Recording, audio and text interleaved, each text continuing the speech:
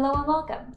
As we bring another day of Lensfest celebrations to a close, I'm here with two incredible teams that recently worked together to bring a special story to life through spectacles. My name is Sarah, and I'm a creative lead for Spectacles Marketing. It's been such a pleasure to work with directors Reed Rader and 3D design studio Velvet Spectrum on this project.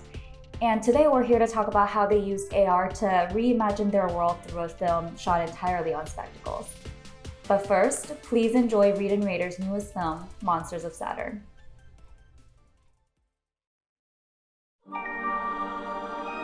Enceladus, do you want to go on an adventure?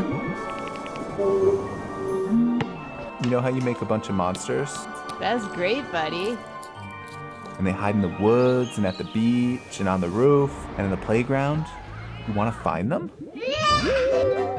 Ready, go!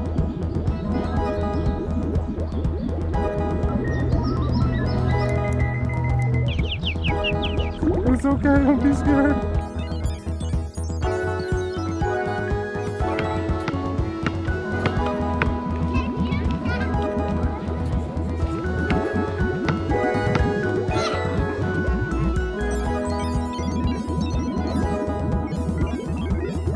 Where do you think the monsters are?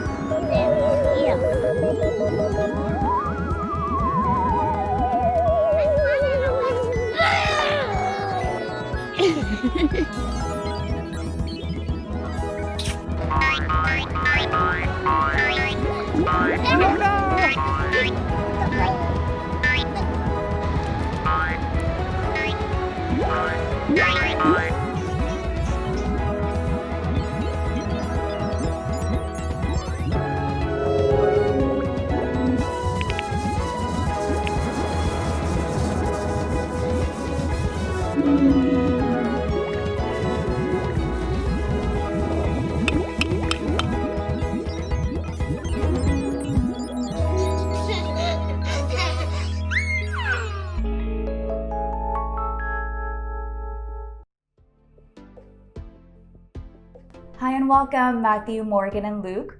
It was an absolute joy to work with you all on this project. I've been really blown away by all the amazing collaboration and creativity from this crew, and it's just been so fun watching you guys create magic together. Thanks for joining us today. Absolutely. Yeah, thank you. Good to see you. Our first question today is for Matthew. So you and Pamela have been working together for a really long time, and you're definitely no strangers to utilizing new technologies or breathing new life into more familiar digital mediums. Could you tell us about your process a little bit of exploring new technologies like spectacles and how you bring them into your work? Yeah, of course. We've always been really excited about the latest and greatest technologies, starting out with photography and moving on to video, getting into animated GIFs when nobody had video on the internet, moving on to gaming engines in 3D and figuring out how to incorporate them into our work. For us, this journey has always been about storytelling and figuring out which tools allow us to bring our wacky worlds and crazy characters to life. Fast forward to today with newer technologies like augmented reality and virtual reality. They allow us to bring our creatures into the real world and actually see them exist next to us. With spectacles, we were able to do that in a very easy way that just made sense. So Luke and Morgan, you two have worked on several AR projects with spectacles. How does AR inspire you in ways that other mediums can't? And how is AR different when it's built for hardware like spectacles, especially with a depth map? Yeah, I mean, there's so much more to consider when you're thinking about AR now, because I tend to look at 3D design as I'm the world creator and I dictate my environment and where the light's coming from and my objects in my scene. Whereas I have to think about AR in terms of the end user's point of view rather than my own. So I think that's one thing that I've had to really, come to grips with and understand a lot better, is how this would be utilized at the end product with users. So I feel like it's just a lot of creating with people in mind. And yeah, it's just, it's a lot of, back and forth and testing and retesting that's, especially having the tools like the specs to ourselves, we can create our own worlds outside and see how they interact, and then assume that other people are going to be able to use it the same way. But Yeah, we've talked a lot about how it's sort of like a choose your own adventure comic in a way. It's where like, you know, we're building this thing on our side and we have our vision for it, but with AR, like within spectacles, you know that everyone's going to appropriate it differently and everyone has their own like adventure to take and include this lens into. So like that's always the most exciting part for me, is like seeing how other people use it, and then, you know, seeing how Reed Rader were able to like fit it into different parts of the movie. And yeah, and I mean, especially thinking in a larger format for a movie where lenses were very, you know, singular, you know, as a facial lens or thing, and now we're starting to think about the world as a lens, and you know, how to house a lens, and there's so much more we can do to that and build worlds out of nothing. And it's you know, a lot of the hard work that was always done in studios was compositing, and it's kind of really just gotten rid of that. It's, you know, with the occlusion abilities of spectacles, you can really actually just turn your environment into a studio set. It takes a lot of that guesswork out of it and a lot of playtime, and you can make things as big as you want, and giant monsters or little ones that interact, and you can really articulate how those characters are going to interact with the audience, and there's just a lot of consideration when it comes to that. And back to Matthew, your film centers your 3-year-old daughter Enceladus, bringing her imaginary monster friends to life through AR. This was also your first time working with her on a project of this size. Were there any surprises? Did she teach you something new about creativity that you didn't know before? There were lots of surprises. It was our first time formally working with her, and doing anything with 3-year-olds is quite challenging, let alone trying to wrangle them into some sort of formal photo shoot. Yeah, it was challenging for sure. At the same time, you know, it was really inspiring to see her kind of become part of the family business, and to see her react to seeing her monsters given life with 3D and augmented reality, something that was just on the page, becoming part of her video and part of her world. That was really, really cool. And the funniest thing she said when she first saw it was, "Mom, is this a new show? I wanna watch this show. Is this a new show?" So she thinks this is, you know, there's gonna be episodes of this now, so we gotta get on that. And back to Morgan and Luke, you two did an incredible job at bringing Enceladus's imagination to life through AR. How did you go about building them from paper crafts to fully realized 3D monsters? And what kind of impact did a child's unrestrained creativity have on the way you approach the direction of this project?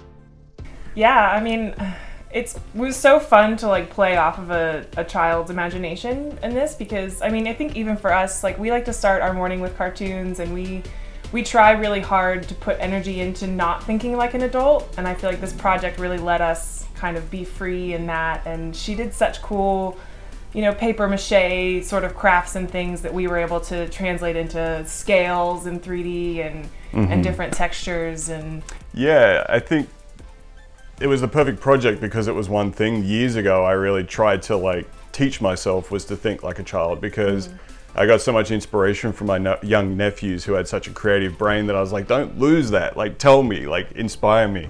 So I think when it came to this, it was the perfect opportunity. And when it comes to realizing her creations, it was more about how would a child interpret what they saw in the real world, and trying to actually find ways of interpreting patterns, perhaps as how a kid would do it, but what would they have seen to actually interpret it the way they did it, and really just trying to like give her something that was really a nice, you know, almost trying to convince her that that's what she saw. yeah.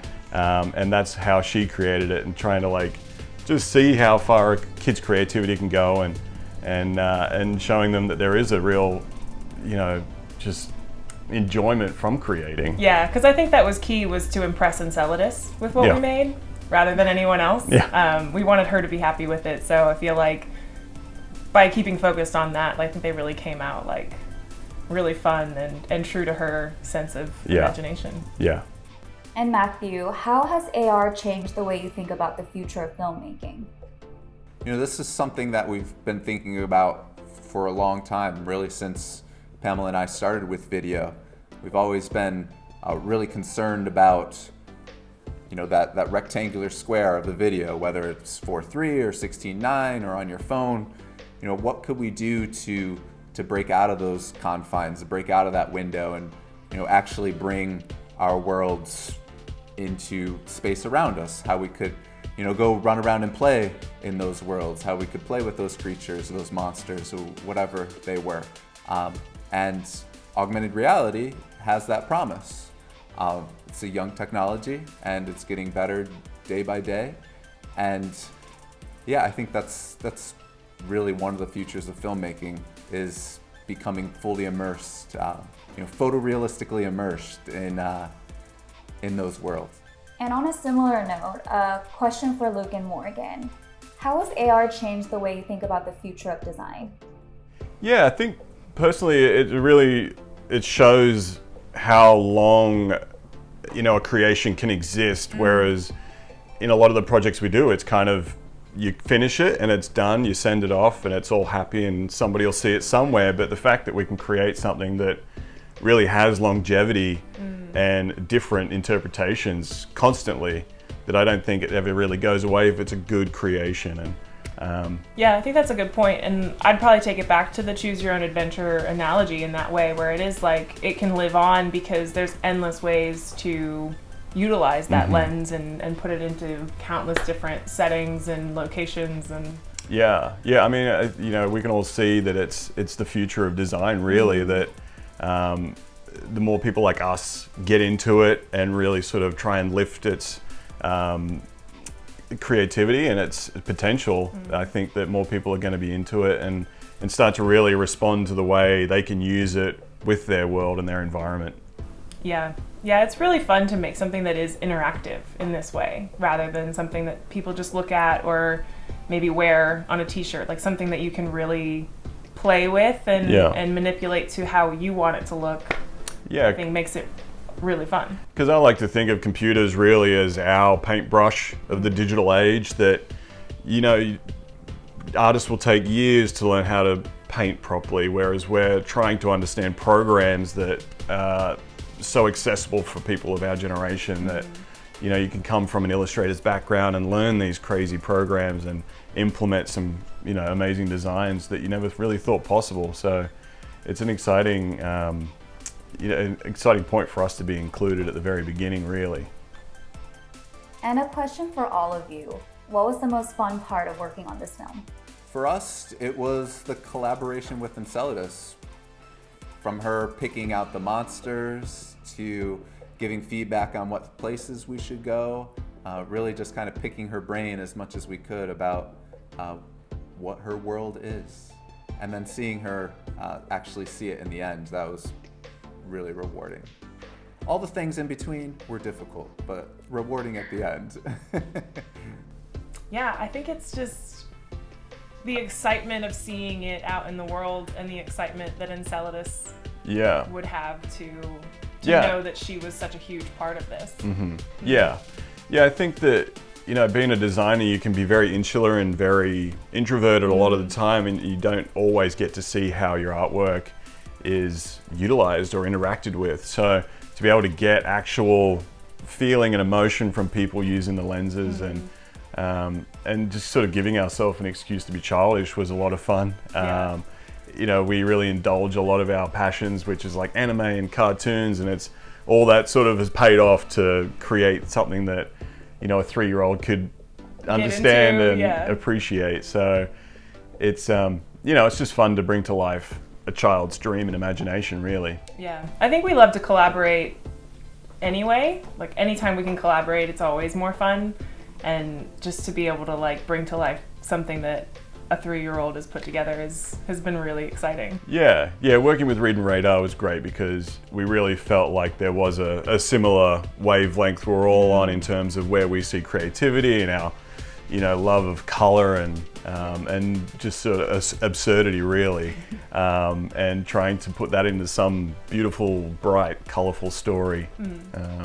So, I mean, that's what we always try to use, color as a communication tool in design. So it was great because Enceladus just brought so much color and life to those characters herself, and it just gave us a chance to show what an adult could do with a kid's imagination. Yeah. And then if I had to pick a favorite lens that was the most fun, it was definitely the basketball monster. Yeah, I like the Kraken. Yeah. He's just a flying worm. Thanks for joining us today.